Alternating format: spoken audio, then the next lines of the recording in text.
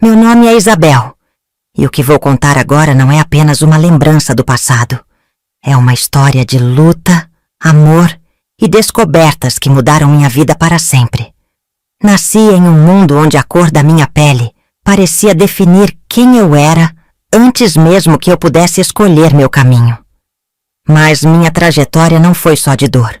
Foi também de superação, de momentos felizes e de segredos que, se eu pudesse, teria levado comigo para o túmulo.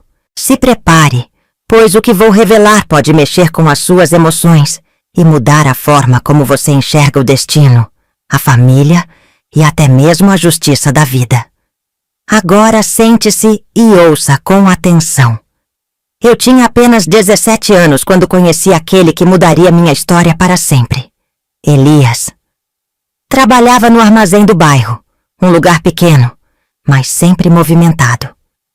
Meu dia começava cedo, organizando as prateleiras, atendendo os fregueses e varrendo o chão, até que tudo estivesse impecável. Elias aparecia lá todos os dias para comprar pão. Era um rapaz simpático, de sorriso fácil e olhar brilhante. Trabalhava como aprendiz na oficina do Sr. Matias e chegava sempre com as mãos sujas de graxa, mas isso nunca diminuía o brilho no rosto dele. No começo eu ficava sem graça com seus cumprimentos. Ele sempre arrumava um jeito de puxar conversa, perguntando sobre o dia, elogiando meu jeito de atender os clientes. Com o tempo fui me acostumando à sua presença, e sem que eu percebesse, já esperava ansiosa por sua chegada. Minha família era humilde. Meu pai, João, era pedreiro dos bons, e minha mãe, Teresa, lavava roupa para fora. Eu e meus 2 irmãos mais novos, Miguel e Arthur, dividíamos um quartinho apertado na casa simples onde morávamos. Desde cedo aprendi que a vida não dava nada de graça. Trabalhava para ajudar em casa, e meu pai sempre repetia que eu só deveria pensar em namoro depois dos 20 anos. Mas quem disse que o coração obedece regras? Elias era diferente. Ele não apenas gostava de mim, ele me admirava. Nos momentos em que conseguíamos ficar sozinhos, ele me contava seus sonhos. Queria abrir sua própria oficina, construir uma casa bonita e dar uma vida melhor para sua futura família. E eu, boba que só, fui me apaixonando. Lembro perfeitamente do dia em que ele me convidou para sair. Foi um sábado à tarde. O armazém estava cheio, e ele esperou pacientemente até que todos os clientes saíssem. Se aproximou do balcão e, nervoso, disse: Isabel, tava pensando. Você gostaria de ir comigo até a praça amanhã? Fiquei vermelha na hora, o coração disparado, e respondi: Sim, eu adoraria. E foi assim que tudo começou. Nosso namoro foi às escondidas no início. Meu pai era rígido e não queria saber de filha se envolvendo com ninguém tão cedo. Mas Elias era persistente e fazia de tudo para me ver, nem que fosse por poucos minutos na hora do almoço. O tempo foi passando e aos poucos ele foi conquistando a confiança da minha família. Meu pai viu que ele era trabalhador, respeitador e determinado. Depois de alguns meses, Elias finalmente criou coragem e pediu permissão para namorar comigo oficialmente. Foi um dia de festa lá em casa. A vida não era fácil, mas a gente era feliz. Depois de um ano juntos, decidimos nos casar. Foi uma cerimônia simples na igreja do bairro, com nossos familiares e amigos mais próximos. Meu vestido branco foi costurado por mim e minha mãe, e Elias apareceu todo arrumado, com uma gravata que mal sabia como ajustar direito. Eu nunca o vi tão feliz. No dia do casamento conheci os tios que criaram Elias, Dona Estela e seu Osvaldo. Eles foram os responsáveis por cuidar dele desde bebê, já que seus pais biológicos o entregaram ainda recém-nascido. Apesar disso, ele sempre foi tratado como filho de sangue e recebeu todo o carinho do casal. Eles nos deram vários presentes para o enxoval, lençóis, toalhas e até um jogo de panelas de ferro. Eu fiquei encantada porque sabia que tudo aquilo nos ajudaria muito. Meu pai, João, apesar de ser um homem durão, tinha um coração mole. Ele queria nos ajudar de alguma forma. E como tínhamos um grande terreno nos fundos da casa dele, decidiu construir uma pequena casa de alvenaria para nós. E foi assim que começamos nossa vida a dois. Em poucos meses, eu já estava esperando nosso primeiro filho. Foi uma gravidez tranquila, sem grandes complicações. Continuei trabalhando no armazém até o dia do parto.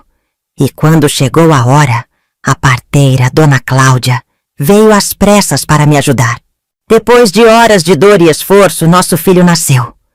Mas a alegria que encheu nosso peito por vê-lo no mundo logo foi substituída por uma preocupação imensa. O rostinho dele era perfeito, mas quando Dona Cláudia olhou para seu corpinho, ficou séria. Isabel, seu bebê nasceu com um problema no bracinho. Meu coração gelou. Olhei para meu filho e vi que seu bracinho esquerdo não tinha se formado completamente. Era apenas um pequeno cotoquinho. Foi um choque. Me perguntei 1000 vezes o que poderia ter feito de errado durante a gravidez. Será que foi algo que comi? Algum esforço que fiz sem perceber? Os vizinhos começaram a cochichar. Alguns diziam que era castigo. Outros sugeriam que alguém da família tinha feito algo errado e que essa era a consequência. Elias demorou a aceitar a situação. Eu via no olhar dele a dor e o medo do futuro. Mas quando finalmente segurou nosso filho no colo e olhou nos olhinhos dele, algo mudou. A partir daquele dia, ele se tornou o pai mais dedicado que eu poderia imaginar. Decidimos dar o nome de Gabriel para nosso filho. Os primeiros meses foram difíceis. Tudo era novo. Tínhamos que aprender a cuidar de um bebê com necessidades especiais e, ao mesmo tempo, lidar com os olhares e comentários das pessoas. No começo, pensei em deixar o emprego no armazém para cuidar do Gabriel o tempo todo. Mas não podíamos nos dar esse luxo. O salário de Elias na oficina era bom, mas não o suficiente para bancar todas as despesas, ainda mais com os gastos extras que nosso bebê teria. Foi então que Dona Célia, nossa vizinha, se ofereceu para cuidar dele enquanto eu trabalhava. Ela já tinha criado 5 filhos e sabia bem como lidar com crianças. E assim seguimos nossa rotina. Eu acordava cedo, preparava tudo para o Gabriel, o deixava na casa da Dona Célia e ia trabalhar. Na hora do almoço, corria até lá para amamentá-lo e depois voltava para o armazém. Era cansativo. Mas a gente faz o que precisa pelos filhos, né? O tempo passou. Gabriel foi crescendo e aprendendo a se virar com um só bracinho. Era um menino esperto, determinado, e cada pequena conquista dele enchia meu coração de orgulho. Mas a vida, essa danada, nunca nos deixa ter paz por muito tempo. Apenas 1 ano e 2 meses depois, descobri que estava grávida novamente. Foi uma mistura de alegria e medo. E se acontecesse de novo? Mal sabíamos que essa nova gestação traria desafios que mudariam nossa vida para sempre. Quando descobri que estava grávida novamente, um turbilhão de emoções tomou conta de mim. Eu ainda estava me adaptando à rotina com Gabriel, e a ideia de trazer outro bebê ao mundo me deixava ansiosa. Dessa vez, não contei para Elias de imediato. Esperei algumas semanas, observando meu corpo mudar aos poucos. Mas logo os enjoos se intensificaram, e percebi que não poderia esconder por muito tempo. Uma noite, depois do jantar, segurei a mão dele e disse baixinho: Elias, acho que nossa família vai crescer mais uma vez. Ele me olhou surpreso. Ficou em silêncio por um momento, como se estivesse absorvendo a notícia. Então, um sorriso surgiu em seu rosto, e ele me puxou para um abraço apertado. Outro bebê?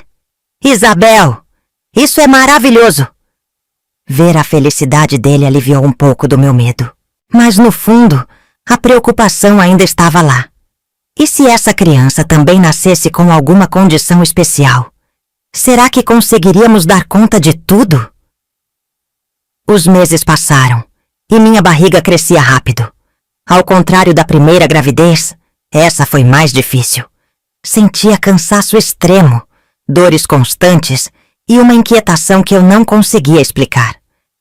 Minha mãe dizia que cada gestação era diferente e que isso era normal. Mas, dentro de mim, algo parecia estranho. E eu não estava errada. Na noite em que entrei em trabalho de parto, uma tempestade assolava a cidade. Relâmpagos cortavam o céu e o vento forte batia contra as janelas da nossa casa. Dona Cláudia, a parteira, chegou apressada, com a expressão preocupada. Ela disse: "Precisamos ser rápidas, Isabel. O bebê não pode esperar." As dores eram intensas, muito mais do que da primeira vez. Segurei a mão de Elias com força, suando frio. Horas se passaram, até que finalmente ouvi o choro do meu bebê. "É uma menina!" anunciou a parteira. Meu coração se encheu de amor instantaneamente, mas o alívio durou pouco. O silêncio que veio depois foi ensurdecedor. Dona Cláudia demorou para me entregar minha filha. Eu olhei para ela confusa e vi que sua expressão havia mudado. "Isabel, preciso que você seja forte." Meu corpo inteiro gelou. Ela me entregou o bebê enrolado em um pano, e quando olhei para minha filha, o ar faltou em meus pulmões. Ela era linda, mas seus olhos eram de um azul intenso, seus cabelos eram claros, quase dourados, e sua pele era muito mais clara do que a minha e a de Elias. Meu coração disparou. O que isso significa?" Minha voz saiu trêmula. Olhei para Elias. Ele estava pálido, olhando para nossa filha como se não acreditasse no que via. Eu sabia o que ele estava pensando. Sabia o que todos ao redor estavam pensando. Aquela criança não parecia nossa filha. Elias deu um passo para trás. "Isabel, o que isso significa?" O medo tomou conta de mim. "Eu não sei! Eu juro que não sei!" Dona Cláudia tentou intervir. "Às vezes, características diferentes surgem na família. Pode ser um traço distante dos antepassados." Mas Elias não ouvia nada. Ele apenas me olhava. E naquele olhar, eu vi algo que me destruiu por dentro. Dúvida. "Isabel, essa menina é minha filha?" O mundo ao meu redor desabou. Aquelas palavras ficaram ecoando na minha cabeça. "Essa menina é minha filha?" Eu queria gritar, chorar, dizer a ele que sim, que era nossa filha, que nunca houve outro homem na minha vida. Mas, diante do olhar de Elias, percebi que nada que eu dissesse naquele momento mudaria o que ele estava sentindo. Ele não via só nossa filha ali. Ele via uma traição que nunca aconteceu. Então eu disse: "Elias, pelo amor de Deus, você me conhece.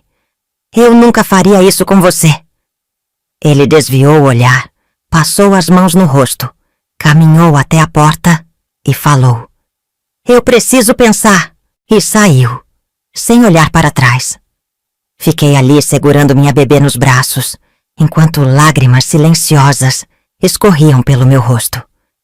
Minha mãe, que até então estava quieta, se aproximou, pousou a mão no meu ombro e disse: "Filha, ele precisa de um tempo." Mas eu sabia que o estrago estava feito. Nos dias seguintes, Elias mal falava comigo. Ele olhava para nossa filha com confusão e um certo distanciamento que me partia o coração. Nossa menina, que chamei de Helena, era um bebê saudável e tranquilo.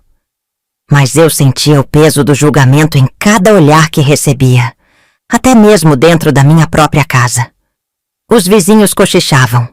Minha sogra, Dona Estela, que sempre foi carinhosa comigo, agora me olhava com suspeita. Até que um dia, Elias chegou em casa mais cedo, com um papel nas mãos. Quero um teste de paternidade, ele disse. Foi como se tivessem arrancado o chão dos meus pés. Você realmente acha que eu te traí? Eu perguntei. Ele não respondeu. Apenas estendeu o papel para mim. Meus olhos arderam, mas eu segurei firme e disse: tudo bem. Se é isso que vai te convencer, vamos fazer esse maldito teste. E assim fizemos. Foram dias de espera agonizante. Eu mal conseguia comer ou dormir. Não por medo do resultado, porque eu sabia a verdade, mas por medo do que nossa relação tinha se tornado. No dia em que os exames ficaram prontos, Elias foi buscá-los sozinho. Quando voltou para casa, segurava o envelope com as mãos trêmulas. Abriu lentamente, leu o conteúdo e então seus olhos se encheram de lágrimas. Ele olhou para mim, a voz embargada. Ela é minha filha, disse ele. A dor em seu rosto era evidente. Eu fui um idiota, Isabel. Me perdoa. Senti um nó na garganta e tive que falar. Você duvidou de mim. Você duvidou da nossa família. Ele se ajoelhou diante de mim, segurando minhas mãos com força, e disse: eu deixei o medo e a insegurança tomarem conta. Eu errei, mas juro que nunca mais vou duvidar de você. Por um longo momento fiquei em silêncio. Então, olhei para nossa filha dormindo no berço e soube que não podia guardar rancor para sempre. Falei que se ele realmente quisesse consertar isso, deveria provar. E Elias provou. A partir daquele dia, ele fez de tudo para recuperar minha confiança. O tempo passou e aos poucos voltamos a ser a família que sempre sonhamos. E Helena? Bom, ela cresceu, forte e linda, carregando consigo a prova de que nem sempre as aparências dizem a verdade. O tempo passou e Helena cresceu rodeada de amor. Com seus cabelos dourados e olhos azuis intensos, chamava a atenção por onde passava. Mas, mais do que sua aparência, era seu coração bondoso e sua inteligência que encantavam a todos. Apesar do que aconteceu, Elias se tornou um pai dedicado. Ele sabia que tinha cometido um erro terrível ao duvidar de mim. E todos os dias fazia questão de provar que estava arrependido. Mas a vida, sempre imprevisível, ainda guardava outra revelação para nós. Quando Helena tinha 8 anos, minha sogra, Dona Estela, ficou doente. Sabíamos que o tempo dela estava chegando, e Elias passou a visitá-la todos os dias. Em uma dessas visitas, ela chamou meu marido para uma conversa séria. Ela disse: Elias, há algo que preciso te contar antes de partir. Ele se aproximou segurando a mão dela com carinho e falou: O que foi, mãe? Ela respirou fundo e falou com os olhos cheios de emoção. Você sempre acreditou que foi abandonado pelos seus pais biológicos, mas a verdade é outra. Ele franziu a testa, confuso, e perguntou: O que quer dizer com isso? Então ela revelou toda a verdade, dizendo: Elias, seus pais não te deixaram porque queriam. Eles foram forçados a fazer isso. Sua mãe era uma mulher negra, e seu pai, um imigrante de pele clara. O casamento deles nunca foi aceito, e quando você nasceu, seus avós paternos não permitiram que eles ficassem juntos. O choque tomou conta do rosto de Elias. Ele disse: Está dizendo que meu pai era branco? Dona Estela assentiu, segurando suas mãos com força, e falou: Sim, meu filho. Você carrega o sangue dele, e sua filha, Helena, herdou características do lado paterno da família. Elias ficou em silêncio por um longo tempo.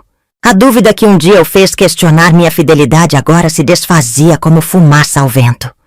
Quando ele voltou para casa naquela noite, me abraçou como se quisesse apagar toda a dor do passado. Me perdoa, Isabel. Eu fui tão cego, disse ele. Lágrimas escorreram pelo seu rosto, e eu soube que ele finalmente entendia o peso do que tinha feito. A vida seguiu seu curso. Criamos nossos filhos com amor, e ensinamos a eles a importância da verdade, da confiança e, acima de tudo, da aceitação. Hoje, olhando para trás, vejo que essa história me fez mais forte. Aprendi que o amor verdadeiro resiste às tempestades mais violentas e que, às vezes, a verdade está escondida onde menos esperamos.